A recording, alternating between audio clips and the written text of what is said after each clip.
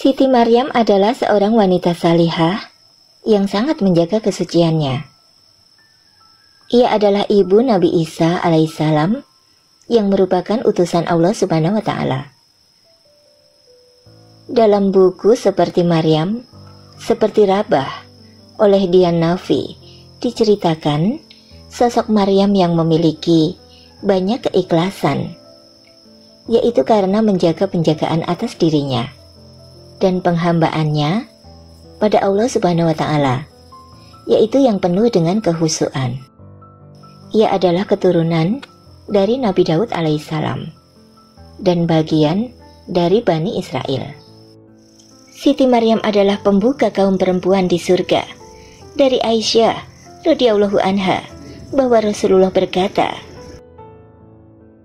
pembuka wanita ahli surga ada 4: Maryam binti Imran, Fatimah binti Rasulullah, Hadijah binti Khuwailid, dan Asiyah. Hadis riwayat Hakim. Maryam memiliki seorang ayah bernama Imran. Ia adalah laki-laki soleh dari Bani Israel. Sedangkan ibunya bernama Hannah binti Fakuts. Setelah bertahun-tahun hidup bersama dengan Imran, Hannah binti Fakuts tidak kunjung diberikan momongan. Dan ketika ia bernazar, berjanji kepada Allah, apabila ia memiliki seorang anak, maka ia akan menyerahkan anaknya ke Baitul Maqdis untuk menjadi pengabdi dan penjaga rumah suci. Imran, ayah dari Maryam, wafat ketika Maryam masih berada di kandungan ibunya, Hannah binti Fakuts. Ibunda Maryam berdoa agar anak yang dikandungnya tidak diganggu oleh setan. Dan Nabi bersabda, setiap anak manusia pasti diganggu setan ketika dia lahir, sehingga dia menangis karena sentuhan setan. Kecuali Maryam dan putranya. Hadis riwayat Bukhari dan Muslim. Maryam lahir dalam keadaan yatim, namun banyak ahli ibadah di Baitul Maqdis yang hendak mengasuhnya. Pada akhirnya Maryam diasuh oleh Nabi Zakaria yang masih memiliki hubungan keluarga. Keluarga Imran adalah keluarga mulia dalam kurun sejarah. Allah memilih mereka dibanding keluarga lainnya. Adalah tanda nyata keagungan mereka. Allah Ta'ala berfirman, sesungguhnya Allah telah memilih Adam, Nuh, keluarga Ibrahim, dan keluarga Imran, melebihi segala umat di masa mereka masing-masing, sebagai satu keturunan yang sebagiannya dari yang lain. Dan Allah Maha mendengar lagi Maha mengetahui. Al-Quran Surah Ali Imran ayat 33-34. Keluarga Imran dinisbatkan kepada seseorang yang bernama Imran bin Matsan bin Al-Azhar bin Al-Zud bin Sulaiman bin Daud bin alaihi salam. Nasabnya tersambung hingga ke Nabi Daud alaihissalam. Dalam bahasa Ibrani, Imran disebut sebagai Imram. Dalam buku-buku Nasrani, namanya disebut dengan Yuhakim. Keluarga Imran adalah turunan atau cabang terakhir orang-orang beriman, yaitu dari turunan Bani Israel.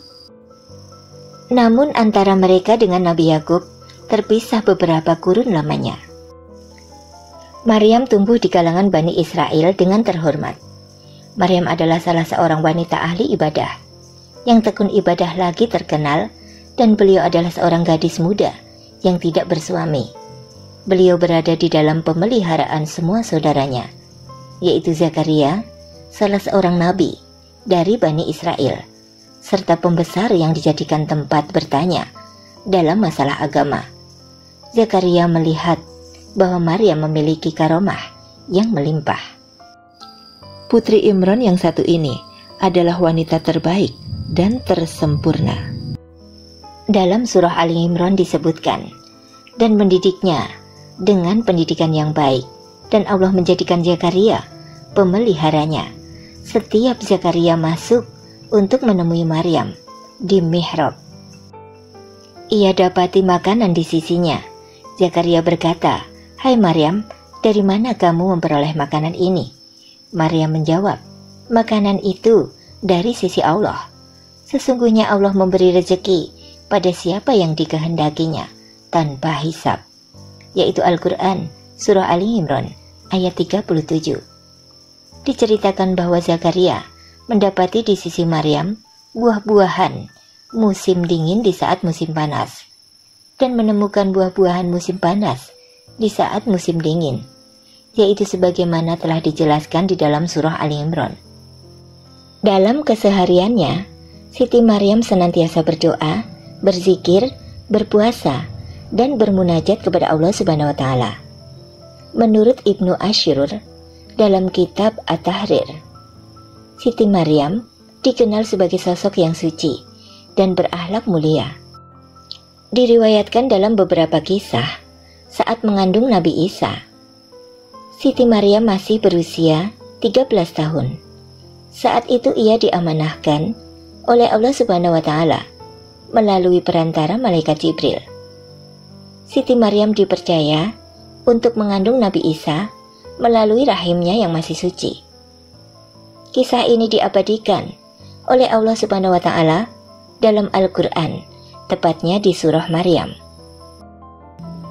Siti Maryam tidak memiliki suami, namun ia dianugerahi putra di dalam kandungannya atas izin Allah Subhanahu wa Ta'ala. Sebelumnya, malaikat Jibril datang dan meniupkan roh ke dalam tubuh Siti Maryam. Malaikat Jibril mendatangi Siti Maryam dan berkata, "Hai Maryam, sesungguhnya Allah telah memilih kamu, menyucikan kamu, dan melebihi kamu atas segala wanita di dunia. Sesungguhnya Allah menggembirakan kamu, yaitu dengan kelahiran seorang putra yang diciptakan, dengan kalimat yang datang daripadanya, namanya Al-Masih, Isa putra Maryam, seorang terkemuka di dunia dan akhirat, dan termasuk orang-orang yang didekatkan kepada Allah." Kabar dari Jibril ini lantas membuat Siti Maryam terkejut dan bingung. Kemudian ia berkata, "Ya Tuhanku, betapa mungkin aku mempunyai anak, padahal aku belum pernah disentuh oleh seorang laki-laki pun." Malaikat Jibril meyakinkan, demikianlah Allah menciptakan apa yang dikehendaki. Apabila Allah berkehendak menetapkan sesuatu, maka Allah hanya cukup berkata kepadanya, "Kun fayakun," jadilah, lalu jadilah ia. Akhirnya Siti Maryam pun menerima amanah tersebut. Ia bersedia mengandung Nabi Isa alaihissalam, yaitu selama 9 bulan melalui rahimnya. Selama mengandung, Siti Maryam kerap mendapat hinaan dan fitnah dari kaum kafir. Banyak yang meragukan kesucian Siti Maryam dan menuduhnya telah berzina. Semakin besar kandungan Siti Maryam, masyarakat di sekitar semakin gempar bahwa ia mengandung tanpa adanya suami. Orang-orang kafir pada saat itu selalu mengejek dan memfitnah Siti Maryam bahwa ia sudah berbuat maksiat dengan laki-laki yang bukan suaminya. Mendekati waktu kelahiran, Siti Maryam hijrah ke daerah lain, yaitu untuk menghindari dari fitnah-fitnah orang di sekitarnya tersebut. Setelah jauh dari tempat asalnya, ia merasakan sakit pada perutnya. Kemudian ia pun melahirkan setelah menyandarkan dirinya pada pohon kurma. Kemudian malaikat Jibril menghampiri Siti Maryam dan berkata, "Hai Maryam, kamu jangan bersedih. Allah Subhanahu wa Ta'ala telah memberimu air di bawah kakimu pada pohon kurma yang kau sandari itu.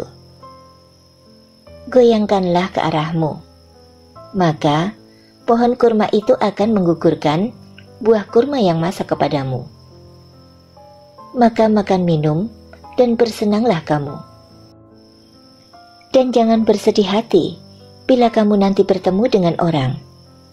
Maka katakanlah, sesungguhnya aku rela bernazar akan berpuasa karena Tuhan yang Maha Pemurah.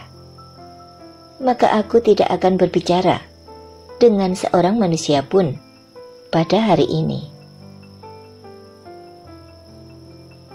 Setelah melahirkan, Siti Maryam kembali ke kampung halamannya. Kedatangannya disambut oleh ejekan kembali dari masyarakat. Namun Siti Maryam tetap sabar dan bangga dengan bayi yang digendongnya itu. Beberapa orang bertanya perihal bayi tersebut, dan Siti Maryam menyuruh mereka untuk mengajak bicara anak tersebut langsung.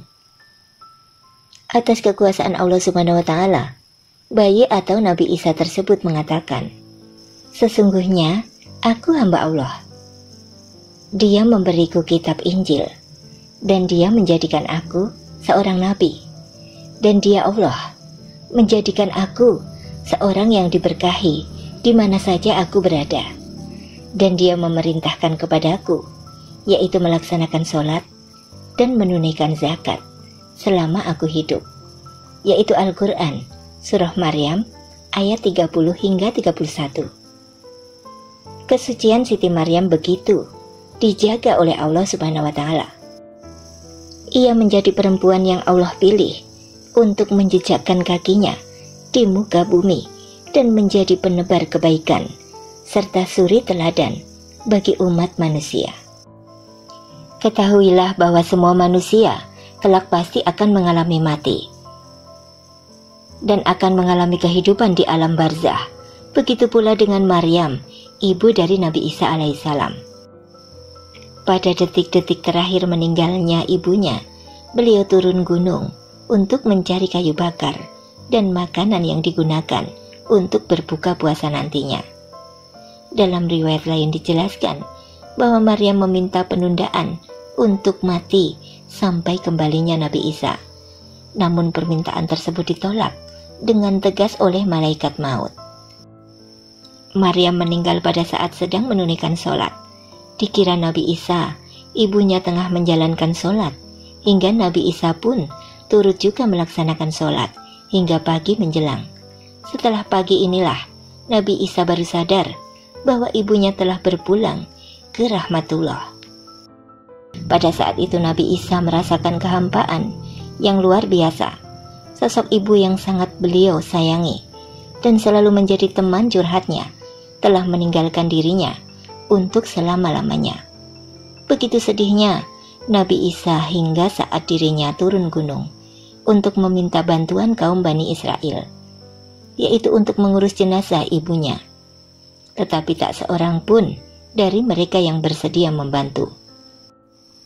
Nabi Isa pun kembali naik ke atas gunung di mana jenazah ibunya berada. Gelisah dan gelisah yang Nabi Isa rasakan.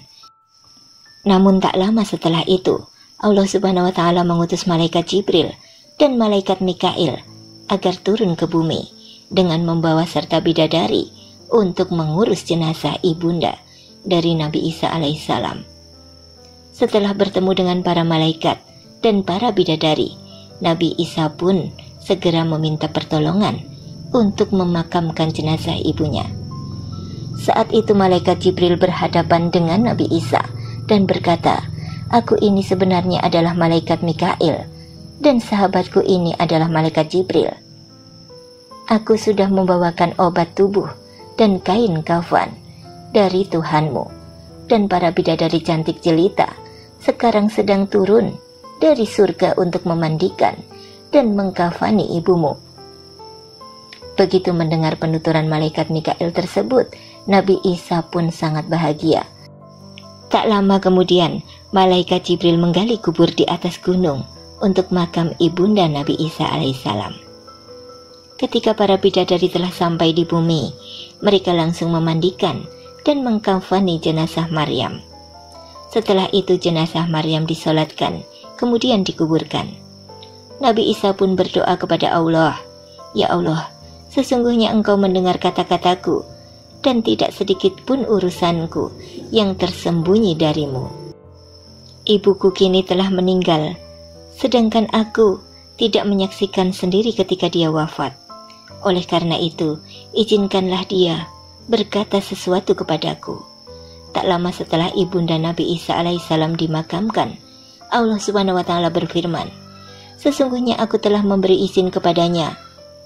Mendengar firman Allah Subhanahu wa Ta'ala tersebut, Nabi Isa pun langsung pergi ke makam ibunya. Setelah sampai di makam, Nabi Isa berkata, "Assalamualaikum ya ibu, bagaimanakah dengan tempat pembaringanmu dan tempat kembalimu, dan bagaimana pula kedatangan Tuhanmu?" Betapa sakitnya saat nyawa dicabut, Maryam berkata, "Tempat pembaringanku dan tempat kembaliku adalah sebaik-baik tempat, sedangkan aku menghadap kepada Tuhanku. Aku tahu bahwa Dia telah menerimaku dengan rela." "Wahai ibu, bagaimanakah rasa sakitnya mati?" tanya Nabi Isa. "Demi Allah yang telah mengutusmu sebagai nabi dengan sebaik-baiknya, belum hilang rasa pedihnya mati. Aku rasakan hingga sekarang. Demikian pula rupa malaikat maut yang belum hilang dari pandangan mataku." "Waalaikumsalam, wahai kasih sayangku, sampai hari kiamat." Nabi Isa pun merasa lega karena ibunya telah mendapatkan nikmatnya kubur. Siti Maryam adalah perempuan yang patut menjadi suri teladan bagi kita, kaum muslimah. Maryam adalah perempuan terbaik sepanjang masa, wanita terbaik dalam kurun sejarah perempuan, yaitu dari Hawa hingga perempuan terakhir nanti. Allah berfirman, "Dan ingatlah ketika malaikat Jibril berkata, 'Hai Maryam, sesungguhnya Allah telah memilih kamu, mensucikan kamu, dan melebihkan kamu atas segala wanita di dunia yang semasa dengan kamu.'